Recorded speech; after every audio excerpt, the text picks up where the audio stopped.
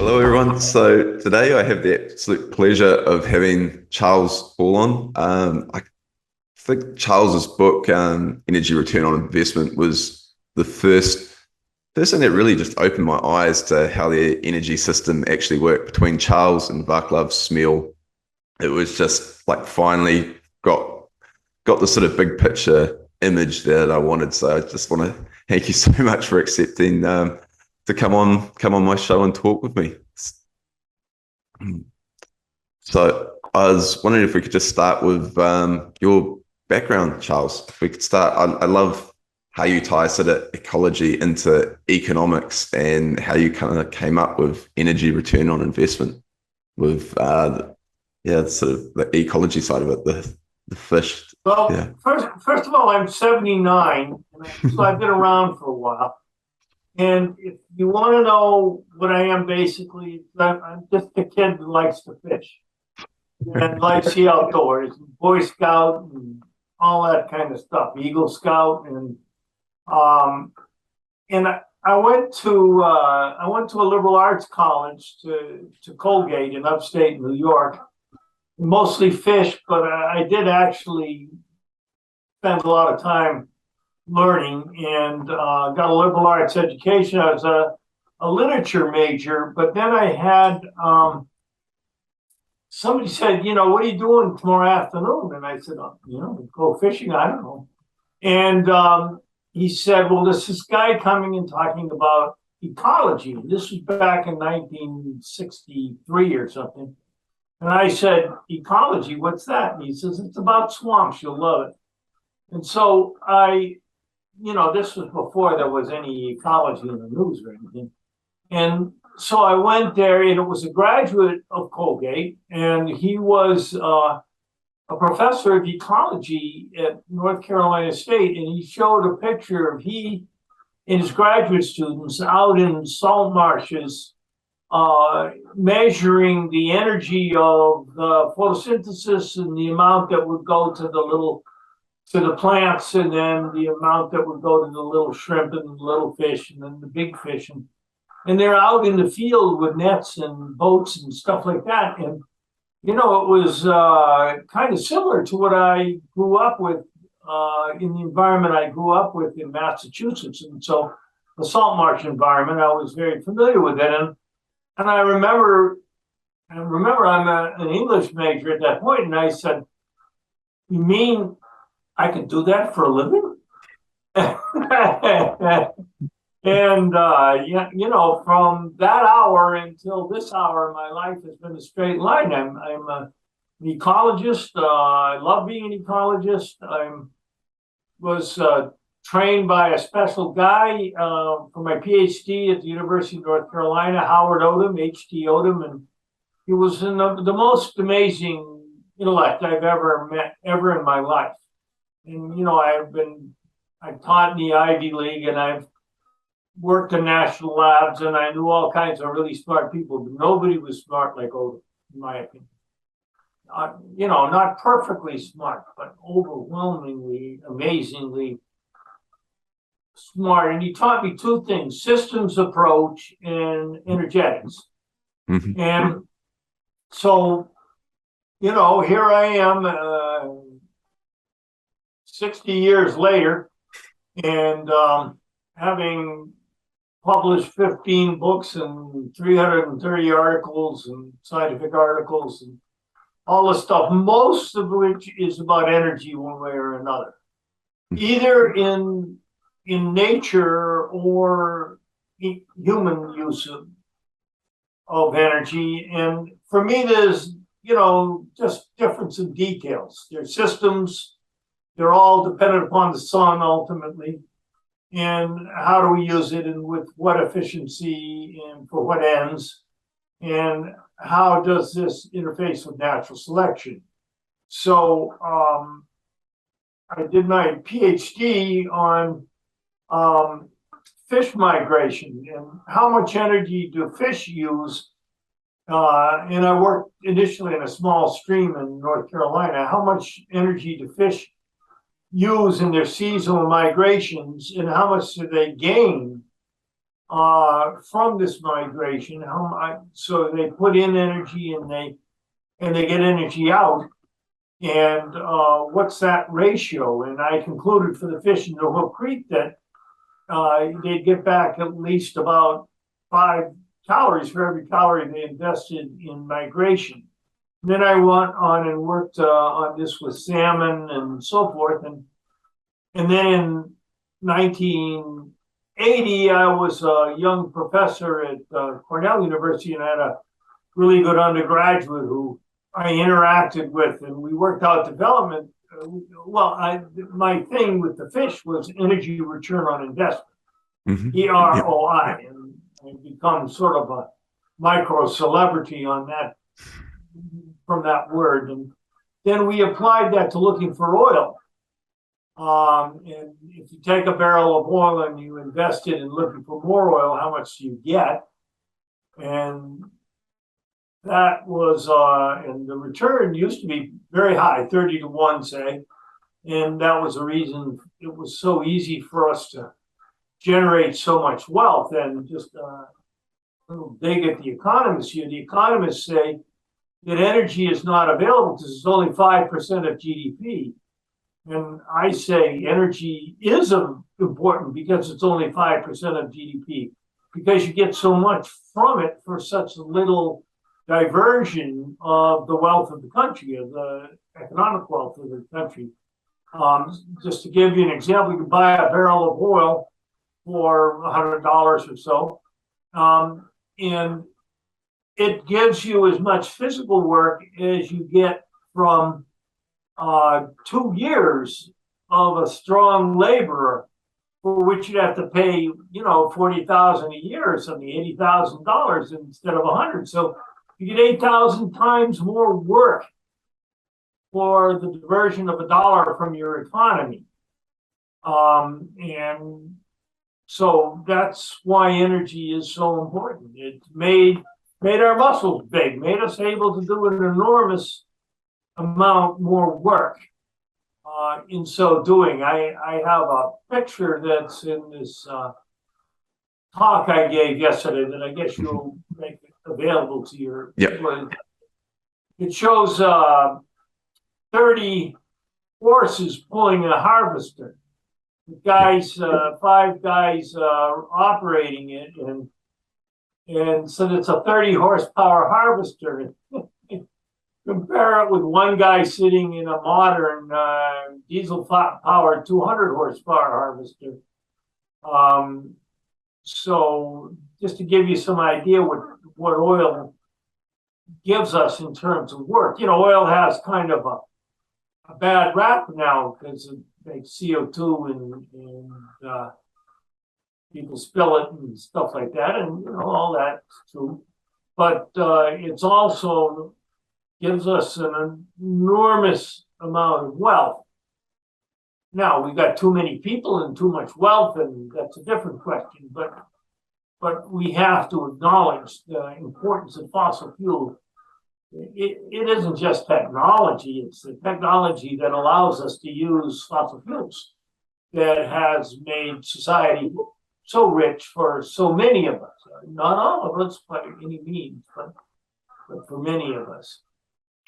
I suspect the people watching this video, if they're buying stocks, or they don't probably think about money very much in terms of energy, but your dollar bill. Oh, I had a dollar bill here, but I can't see it. A dollar bill should say, pay to the bearer 5 megajoules of energy. Yeah. Because that's what it does. That gives the value to your dollar bill. A dollar bill is a lien on energy. We've agreed to do that in society. Well, I've been talking for a while, so why don't you talk for a little bit? Well, I feel like one of the points that you've made repeatedly that I've always enjoyed is that almost just economists are viewing energy wrong, and the way I interpret it is it's just a reflection of energy abundance for the last few decades, and that the sort of neoclassical way of looking at economies is going to run into a brick wall eventually because they undervalue energy so heavily, and that we should be looking at it in more of a, as you say, like there's an awful lot of whether it's levelized cost of energy rather than the sort of EROI or full cost of energy. It just a lot of the thinking just seems to be wrong. And I know you've sort of pointed out your grievances with the sort of neoclassical economists. Do you think they will have to start reflecting sort of energy realities sooner rather than later? Well, it all comes down to their toilet training. Economists are toilet trained in this fantasy world of social science, as if the only thing that matters is, what we want. The world will somehow, the only scarce resources is money in your wallet instead of scarce resources like oil or water or soil or, stuff like that, and real resources. And so the trouble with their toilet training, I mean, I'm trained in physics and chemistry and biology and geology and meteorology and things where we generate hypotheses and test them. And if whatever you do is not consistent with the laws of thermodynamics, then you're dead. You can't get anywhere. And even if you have something that you think is, a little bit special and breaks some of the rules, other people have to be able to repeat it. And you have to use the scientific method, which, they can formalize it. And most scientists don't really use the scientific method, but the important thing they do is they write it up in a way that it's repeatable by anybody, anywhere. And if somebody else can't repeat it, then it's, they write into the journal and say, I can't repeat this. And then the person who wrote the original article has to defend themselves, or they, retreat in embarrassment. And economists don't do anything like that. So I wrote a paper in 2001, and I said, well, you take this basic model of firms and households in the first chapter of every economics textbook. It really continues to be the basis for how economists think about things. And it's absurd. I mean, if you ask a real scientist, how do you make something? And they, like production, economic production. How do you make something? A good or a service? So, well, you start with some stuff and then you apply energy to it. And, you might eventually have a machine and you might have labor, but you don't have only labor in capital. I mean, you got to have stuff and you got to have energy to do it. How can you think otherwise? I mean, what kind of bullshit are these economists laying on our young people? So, we have this book. I think you can put my little PowerPoint on available to your web, and it's on that. We have a book called Energy and the Wealth of Nations, an introduction to biophysical economics. And what we tried to do is make an economics that fortunately worked for you, I guess, that's based on reality, that's based on what we would accept within the natural scientific community. And so the paper that I wrote in 2001 said, you can't accept what the economist model of the economy, because it breaks the laws of thermodynamics. But hey, you can't do that, folks. Number two is the boundaries are wrong. Well, that's a no-no in regular science. And the third thing is the basic ideas were not put forth as hypotheses that were then tested. They're just givens. They're logical givens. And even economists, Leontiev, and I can give you a whole list of other economists who understand that the basic economics that we use doesn't make any sense. Now, on the other hand, here's how economics works. And it's good to give an analogy about this. because back when people didn't understand the heavens, or whatever you want to call them, stuff up there, very well, there was two models of the universe.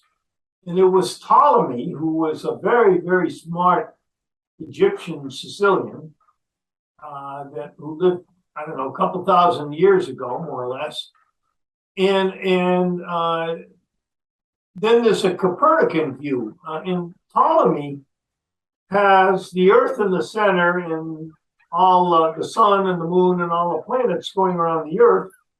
But Venus didn't work quite right, the interior planets, because they go backwards some of the time. So he introduced something called epicycles. And then, later Tycho Brahe and Copernicus and that crew came along and said, wait a minute, the sun is the center and everything goes around the sun. And they were right, but Ptolemy was such a good mathematician that he was a better predictor for some 100 years or whatever than was Copernicus. But his model was wrong. But Ptolemy was such a good mathematician that he was a better predictor, even using the wrong model. So you can do something like the what's it called, Horton model at the University of Pennsylvania, and you can parameterize it to this year's economy and make a good prediction for next year's economy. But it's based on a Ptolemaic universe. It's based on the wrong thing. Yeah. So I'm trying to answer your question. If it was a question. I'm trying to answer your question by saying, okay, you can force economics to work in a way because next year is going to be not too far from this year. And you can always drag more oil out of the ground to make it work, or at least until recently you could. But that doesn't mean you're doing it right. And that's how I view contemporary economics. Well, I view it much worse than that, actually. And even Stiglitz, said after 2008, when all the economists got it wrong, he said, well, they mistook beauty for truth. And he quoted the Grecian urn and so forth, and Keats and so forth. But most of the mathematics is absurd. It's very elegant and very complex, but representing the universe in the wrong way. It's got the Earth in the center. And so I think it's pretty simple once you get it. But if you're toilet trained in economics to think about everything being about just your, selfish desires and the market's going to supply it and Pareto optimality and other absurdities like that. And of course, it's a wonderful cover for screwing other people, taking away their stuff, and not. I mean, any time wealth is created, probably somebody's hurt in the process, but are not. They're externalities, so we don't have to think about that. Is some of this coming from what you would term like sloppy thinking? Like I loved your recent presentation when you were talking about the sloppy thinking around the wording of sustainability. And when we hear sustainability, everyone immediately jumps on the sort of environmental side of it, forgetting that there has to be the economics has to be sustainable as well. It's not much use having something that's. But I think an awful lot of environmentalism is flat out wrong. Let me give you an example. I give you lots of them. Yeah. Everybody is all bent out of shape about CO2. Well, let me try you. Let's see how smart you are. Okay, you'll be disappointed. Greenhouse gas. Don't know. Come on. Most important. Most powerful. Most powerful. What in terms of warming, like methane? instead of CO2? Yeah. Methane Mhm. per molecule, no. Of what, as in the most abundant? Hey, what's that? Ah, what is it? Is it nitrogen? Oh, I'm just gonna make a fool of myself. Put Well, on it's the not a spot. greenhouse. No, Nitrogen is not a greenhouse gas. no. Abundant. Mhm. Come on, I mean, you're going to say CO2, aren't you? Yeah, Oh, I you're guess now that wrong. you've let me. Mm. You're wrong. The most important greenhouse gas is water vapor. Okay. Talks about that. Mhm. No one. Well, until we understand water vapor, I mean, I don't think it's a good idea to overload the atmosphere with CO2. Don't get me wrong, Mhm. but we don't know what the hell's going on.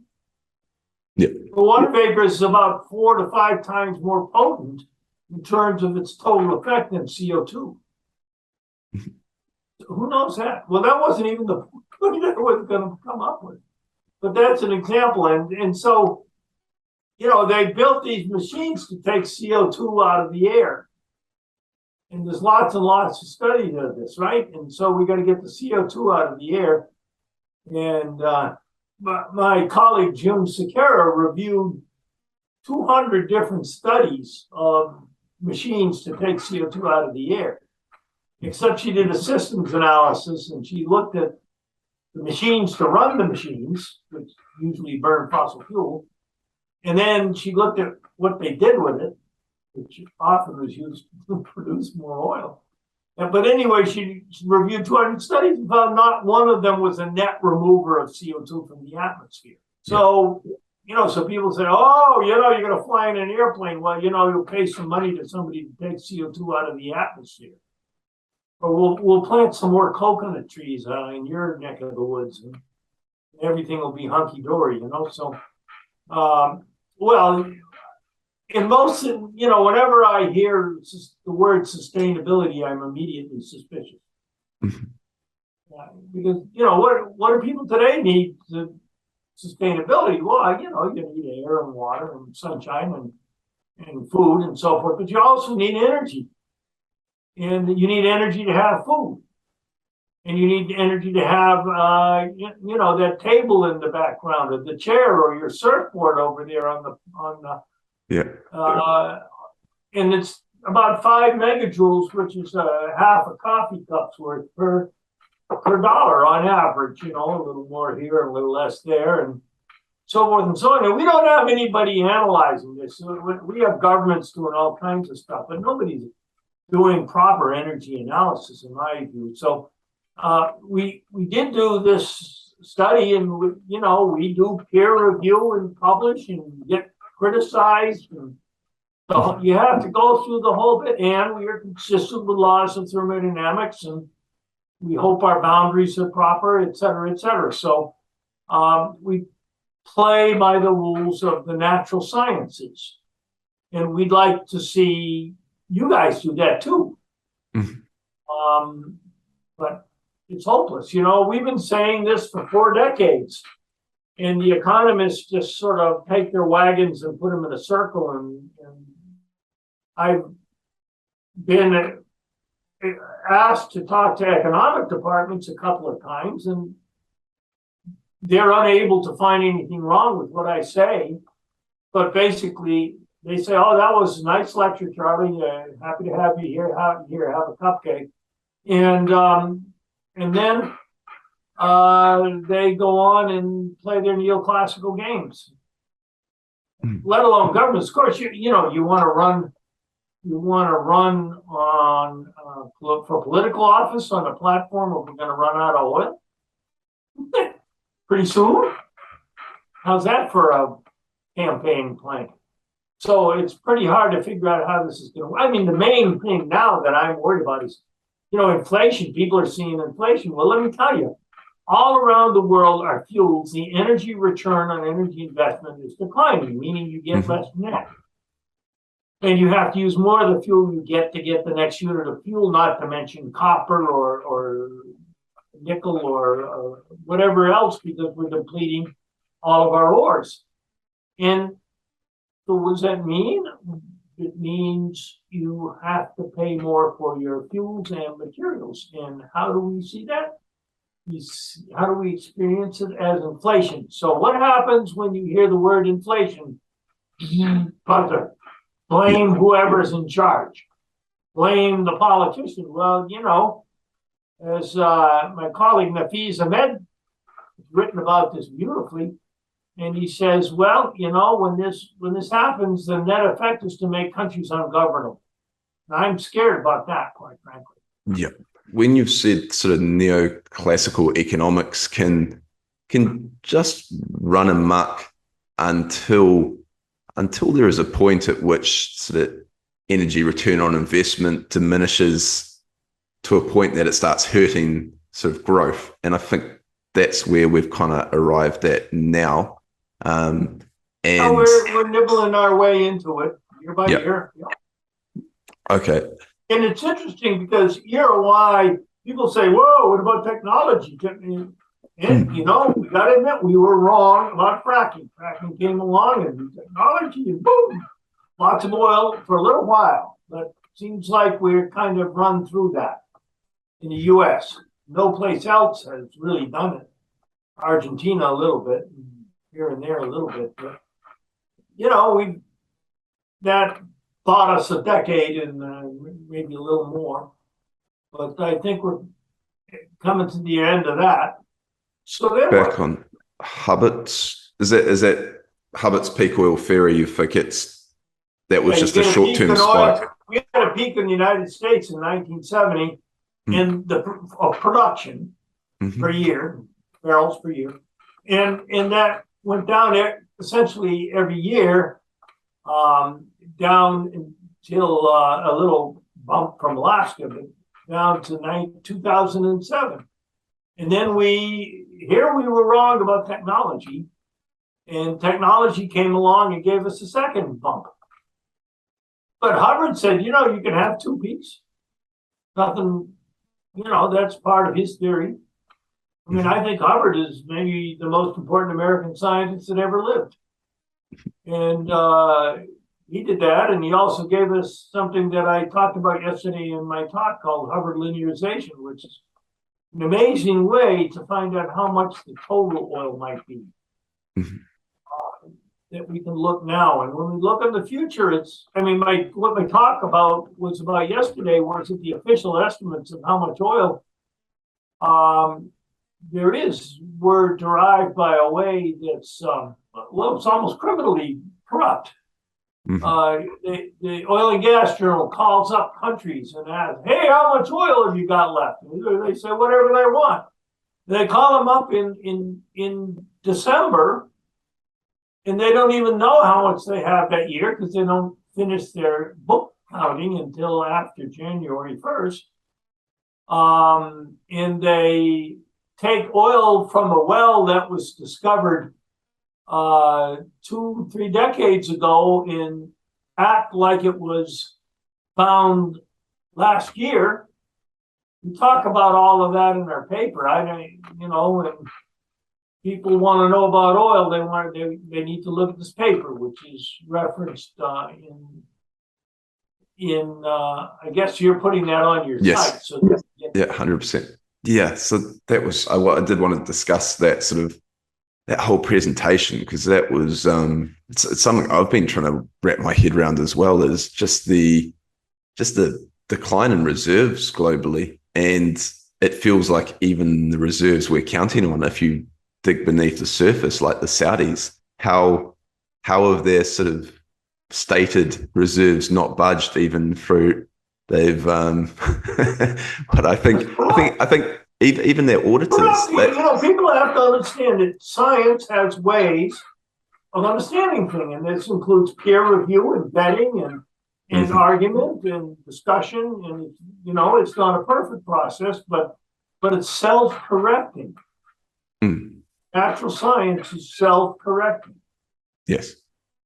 And what so many others do is not. And we have objective standards. Now, I'm not saying that there isn't good financial analysts out there, and good and so forth. The people who do it right, sure, lots of folks do it right, and lots of folks do it wrong. But you need to train people much better in the process of science of determining right from wrong, correct from incorrect. Did Hubbert ever do any work on like broader oil, like how you have this sort of a declining sort of oil curve across sort of broader commodities? Because I know you've done work on the sort of diminishing ore grades across the board. Hubbert didn't particularly work on that, but he worked on other fuels. He worked on some on coal and talked about nuclear, but mostly he worked on oil. He was an oil man. Yeah. For Shell Oil and then Columbia University and some other places. Okay. But so your work on I knew him pretty well at one time. I'm a link to the past. But your work is Then you'll say one day, well, I knew Hall. Who knew Hubbert? Yeah, certainly will. Then there'll be somebody who'll say, well, I know Fergus, you know. No, no one will know me. No. No. Maybe a young person listening today. But with the declining ore grades and declining oil at the same time, that's quite a nasty recipe, isn't it? Like you have, especially when you're trying to build an electrical future.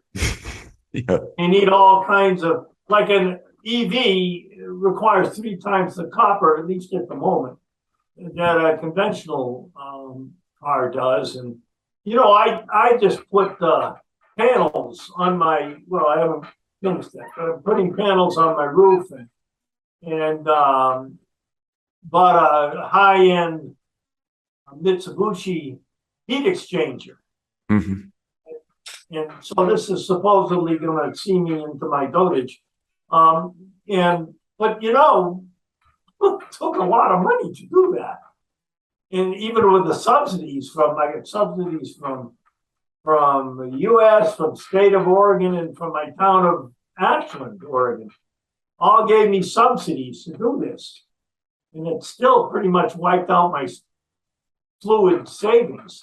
So how many people, people say, oh, well, we're going to do a solar future. How many people can afford to do that? Or afford to have their electrical company do it for them? Not too many. Yeah. My dog just came in. Oh, there he goes.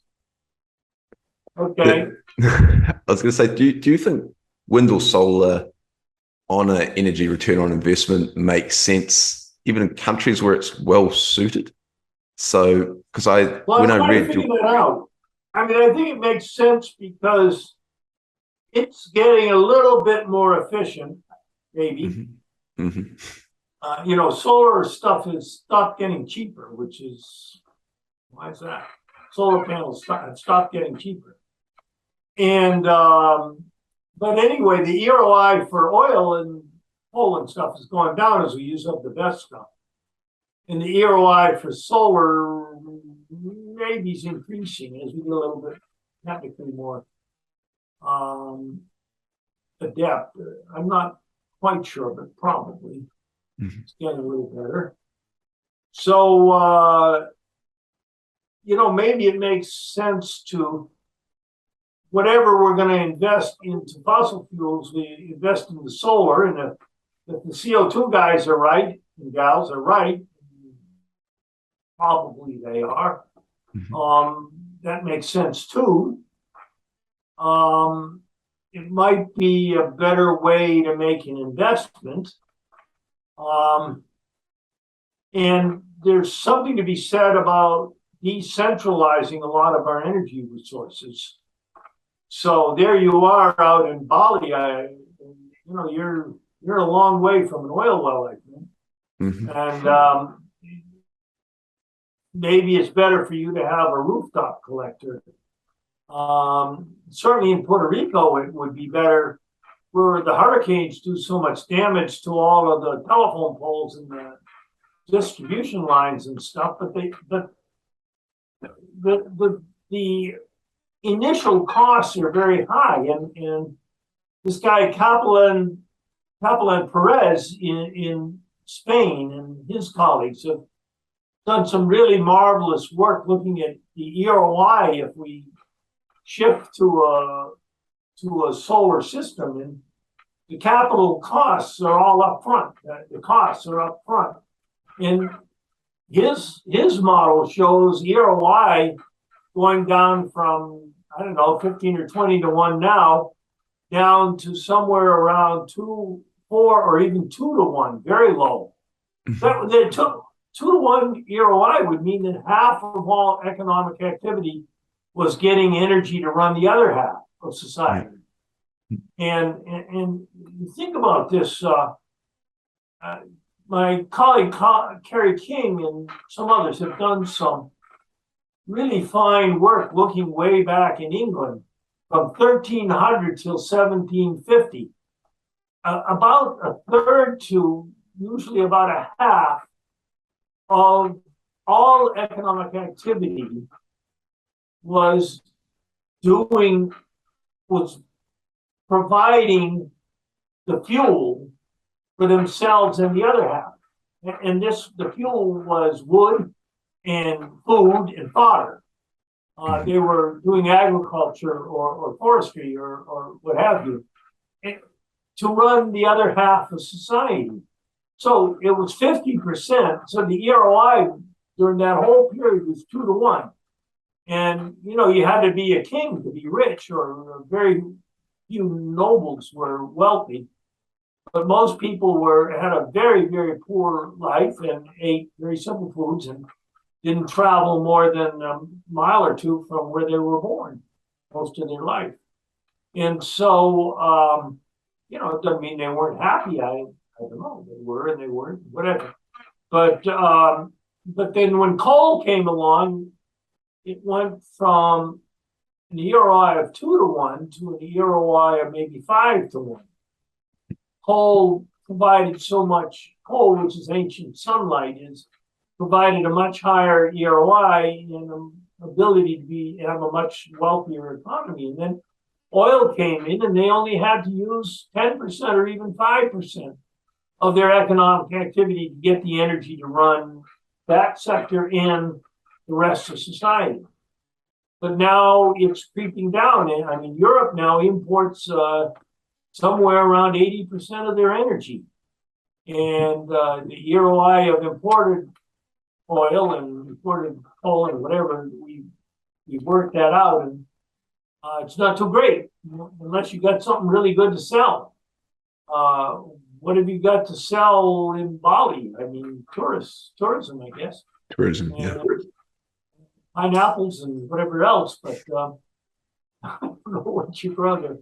But you gotta take that, because you gotta take energy and grow your pineapples, which take more than you can imagine, and then trade that for foreign exchange to buy the oil with. That gets tricky. Do you think it's we've got a whole study on that if you want to know how to do that. Yeah. Do you think it's self-correcting in that once you get to a certain point, we'll have to, kind of what we're seeing in Europe already, just the switching back to coal, and then they don't have any coal anymore. Yeah, but then nuclear. Is there an optimistic take on this, or is this, as I've seen of some people, it's almost like anti-human movements masked as environmentalists? Like Alex Epstein's gone over this. Simon Michaud has also gone over saying, like, to reduce societal demand like will require a new sort of almost societal contract. And all I hear when I read that is you can just support less people if you're going to have a lower sort of energy density. Well, I think having fewer people is a good idea. And I also think this is a good excuse to look pretty carefully at distribution. Mm-hmm. Because we have, certainly in my country, we have enormously inequitable distribution. Yeah. And supposedly, we can cut the taxes on they just tried that in England. They're going to cut the taxes on the rich, and that was somehow supposed to cause the rich to somehow generate more wealth and all this bullshit. You know, there's just absurd things are said by people who don't understand this. So, you know, I look at what politicians are saying in my country, in UK and everywhere, and it's just absurd. And people don't have a clue because we don't. You know, you can train your young people. You can have them all read that book on biophysical economics, and the textbook, and it's not that hard. But you got to get them young. You got to get them in their first course in economics before they're toilet trained the wrong way.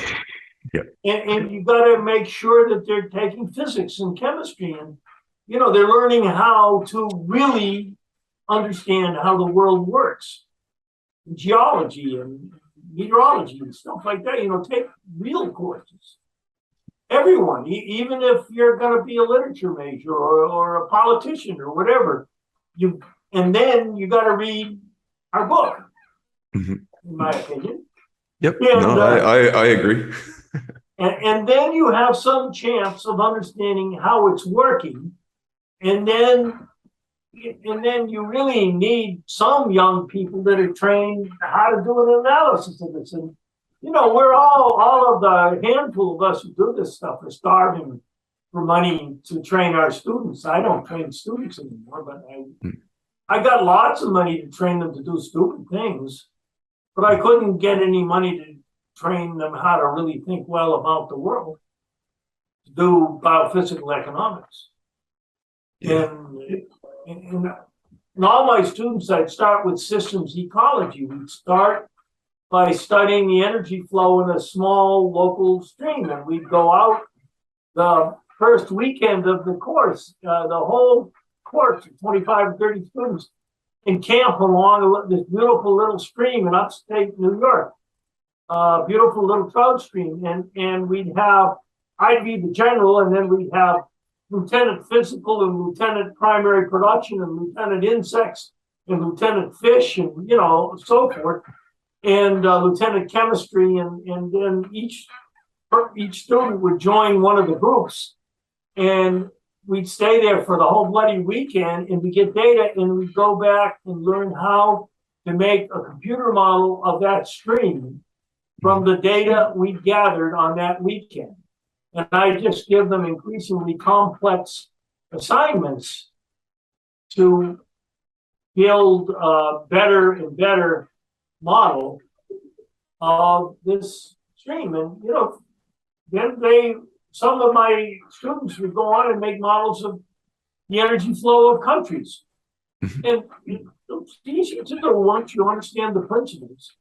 I mean, it's not always easy to get the data, but it's pretty easy. We're doing this for Mexico as we speak. I think it's a sad thing as I see such, like, take the analysis of wind and solar.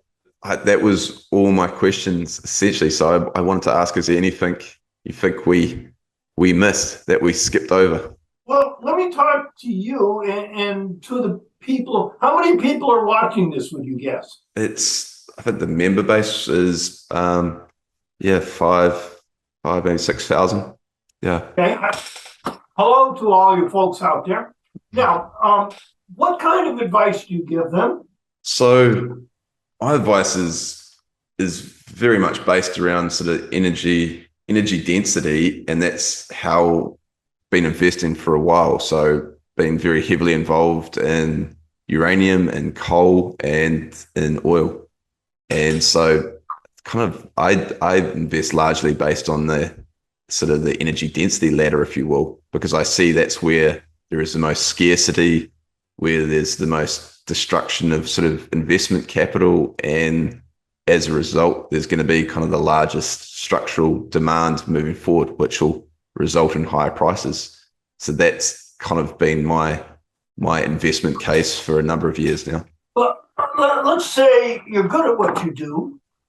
You know, the money these guys give you to invest, and you invest in whatever works well, and so forth. Where does that lead you? That's a good question. Yeah. well, I guess where I already am. I'm where I want to be. What are we trying to do? Do you want to build do you want to maintain the industrial juggernaut indefinitely? I drew, when I was just starting this out, I drew a diagram I used to use in my talks, and it was a battery. And it was a magic battery, and the wires went out. And that battery supplied all the energy that you needed for the world, and it produced no pollution. Mm-hmm. And I said, does this impact nature? I was speaking as I guess, environmentalist at that point. Mm-hmm. I would not use the word ecologist. Ecologist is somebody who tries to a scientist who tries to figure out how nature works without a value judgment. An environmentalist has a value judgment. We want to protect nature, which I certainly do. So that battery that produces no pollution and generates all the energy the world needs doesn't get home free environmentally, because it's what happens at the other end of the wires. Mm. That you're giving humanity the energy to change the world. And we're changing the world enormously. I mean, you read the papers by Rockstrom and all kinds of people, it's in the newspapers all the time. So maybe the best thing you could invest in is contraceptives, or giving women around the world choices. Because when women have choices, generally they do not choose to have 6 kids or 10 kids or something like that. That's a sort of a humanitarian way to try to reduce our impact. But I know in Mexico, where we're working, just in 3 years, the population growth went from quite high to stable, and maybe it will go to decline. And especially we have to worry about this for Africa, where growth rates are, people think, oh, we're going to do good things. We're going to solve all the diseases and stuff. And so that means more kids survive. And if you keep having them at the same rate, then you get a continued increase of population, which to me is a very bad thing for the people, because it leads to poverty. Mm-hmm. Because if you have a lot of kids, then you can't feed them, and you're putting more and more pressure on the local soils, the local fish, whatever it is, or the mines, or whatever people do to generate a living and to get something to eat. And we want to decrease that, don't we? Mm-hmm. And so if you think about it, what you're doing, maybe that's better than investing in oil and gas wells. I don't know. I'm not sure. I read Catherine to figure this out.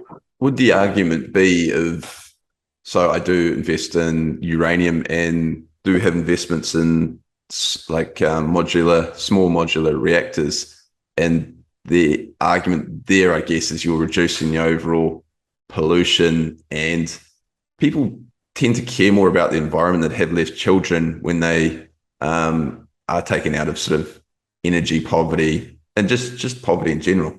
So by having a better standard of living, I agree, and it's a complicated issue, but yes. But the problem, I used to get my paycheck from the U.S. Atomic Energy Commission. I worked at Brookhaven and Oak Ridge National Lab for a while. Okay, yeah. And so I'm not anti-nuclear at all. I'm not particularly worried about, the nuclear mishaps and so forth, although what's going on in Ukraine is a little scary. But, well, that's the thing, is you spread the nuclear technology around the world. If you're going to really try to solve the CO2 problem with nuclear, then that means you've got to spread nuclear technology all around the world. And some of it's probably going to go into a lot of pretty serious mischief, just at the minimum. So I don't know. and how much uranium is there. There's different discussions of whether we have enough uranium to do that. And in these small modular reactors, and there's a new paper out that says that they produce more waste per kilowatt hour delivered than big ones. And I don't know how to deal with all of this. And, we're still waiting for fusion.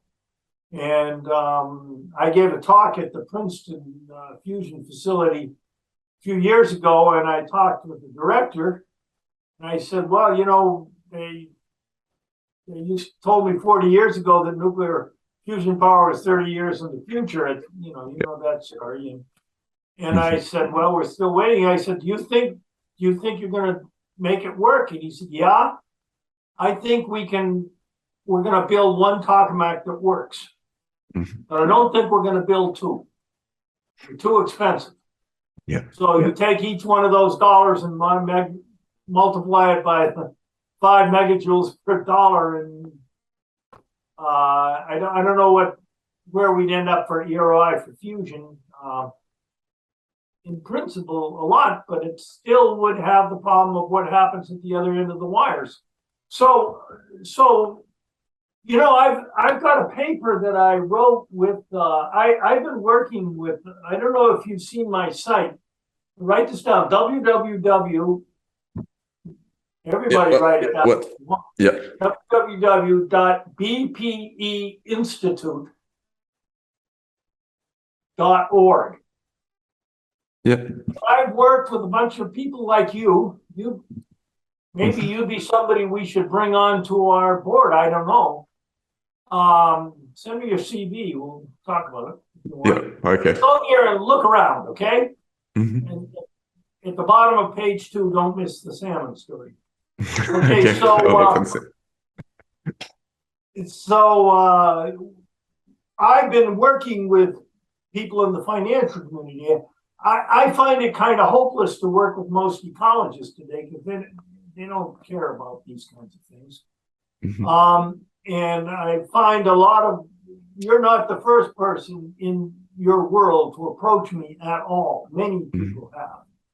But in particular, this half dozen people, and we made this institute together, is a really quite remarkable thing. And where do we go from there? And anybody out there's got a lot of money and you don't know what to do with it, and you want to finance some good work, then you can think about laundering it through our institute. I don't know. But I think that people in the financial community, thoughtful people in the financial community, are in a way a key.